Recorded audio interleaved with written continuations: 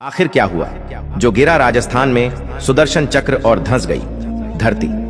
जी हां दोस्तों, यह घटना है 23 फरवरी की, जब अचानक से राजस्थान के बीकानेर के एक छोटे से गांव में धरती में कुछ हलचल होती है और एक गड्ढा होने लगता है। तभी बहुत तेज तेज हवाएं चलने लगते हैं और चारों तरफ अंधकार छा जाता है। बिजलियां खड़कने लगती हैं और एक उड़ान तस्तरी जैसी चीज आकर राजस्थान के इस गांव के बीचों बीच गिर जाती है। इसके बाद वहां ठहरे सभी लोगों को पता चलता है कि वह उड़ान टेस्टी और कुछ नहीं बल्कि भगवान श्री कृष्ण का सुदर्शन चक्र है। दोस्तों, यह चक्र आखिर यहां आया कैसे और इस जगह इसके गिरने का क्या उद्देश्य था, ये सभी सवाल हर किसी के मन में चल रहे हैं। लेकिन जब से यह चक्र वहां गिरा है उसके बाद से ही वहां की धरती में एक बहुत बड़ा गड्ढा हो गया है, जो कि हर घड़ी गहरा ही होता जा रहा है और वैज्ञानिक भी इसे समझ नहीं पा रहे कि यह हो क्या रहा है। तो आइए जानते हैं इस घटना की पूरी जानकारी के बारे में। लेकिन उससे पहले यदि आप भी श्री कृष्ण के सच्चे भक्त हैं तो कमेंट में जायस श्री कृष्णा जरूर लिखें। तो चलिए सबसे पहले जानते हैं सुदर्शन चक्र के रहस्य के बारे में और इसके इतिहास के बारे में। दोस्तों, कहते हैं कि सुदर्शन चक्र एक ऐसा अचूक अस्त्र था कि जिसे छोड़ने के बाद यह लक्ष्य का पीछा करता था और उसका काम तमाम करके वापस छोड़े गए स्थान पर आ जाता था। चक्र को विष्णु की तर्जनी अंगुली में घूमते हुए बताया जाता है। सबसे पहले यह चक्र उन्हीं के पास था। सिर्फ देवताओं के पास ही चक्र होते थे। चक्र सिर्फ उस मानव को ही प्राप्त होता था जिसे देवता लोग नियुक्त करते थे। दोस्तों, पुराणों के अनुसार विभिन्न देवताओं के पास अपने अपने चक्र हुआ करते थे। सभी चक्रों की अलग अलग क्षमता होती थी और सभी के चक्रों के नाम भी होते थे।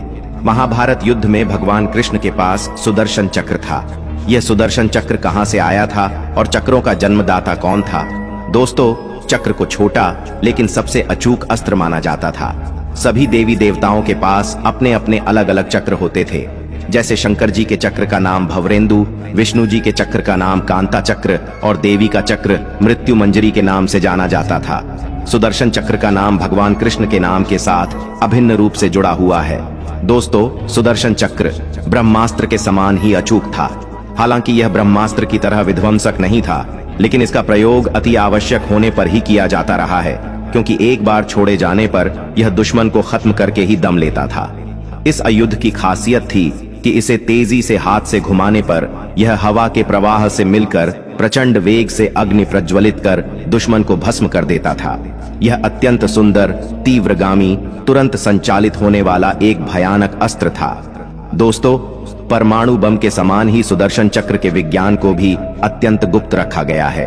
गोपनीयता इसलिए रखी गई होगी कि इस अमोघ अस्त्र की जानकारी देवताओं को छोड़ दूसरों को न लग जाए, अन्यथा अयोग्य और गैर जिम्मेदार लोगों द्वारा इसका दुरुपयोग हो सकता था। यह चांदी की शलाकाओं से निर्मित था।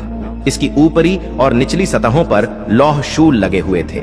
इसके साथ ही इसमें अत्यंत विषैले किस्म के विष थे, जिसे द्विमुखी पैनी छुरियों में रखा जाता था। इन पैनी छुरियों का भी उपयोग किया जाता था। इसके नाम से ही विपक्षी सेना में मौत का भय छा जाता था। यह खुद जितना रहस्यमय है उतना ही इसका निर्माण और संचालन भी।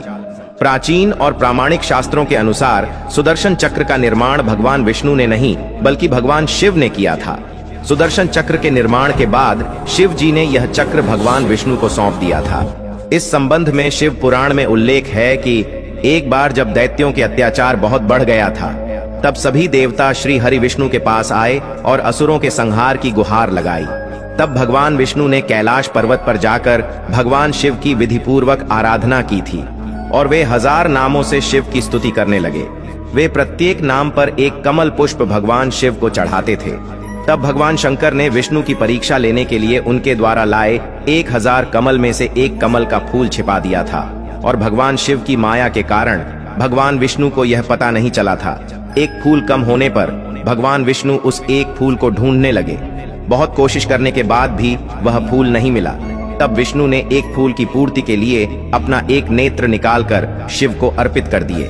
दोस्तों, भगवान विष्णु ने तो अपने नेत्र अर्पित कर दिए, लेकिन भगवान विष्णु की भक्ति देखकर भगवान शंकर बहुत प्रसन्न हुए और भगवान शंकर श्री हरि के समक्ष प्रकट होकर वरदान मांगने के लिए कहा।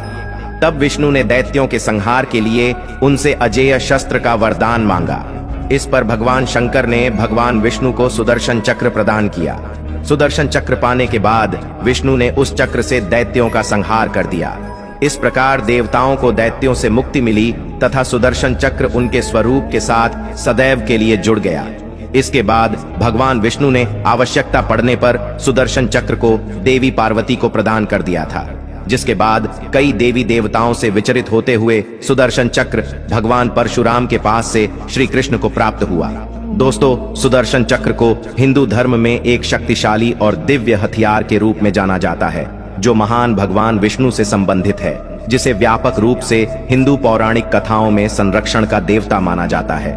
दोस्तों, इसमें 2 घूमने वाली डिस्कें होती हैं, जिनमें से प्रत्येक अपने किनारों पर 10 लाख से अधिक तेज स्पाइक्स से सजी होती है, जो विपरीत दिशाओं में घूमती हैं। सभी हथियारों में सुदर्शन चक्र विशेष रूप से अद्वितीय है, क्योंकि यह सदैव गतिशील रहता है।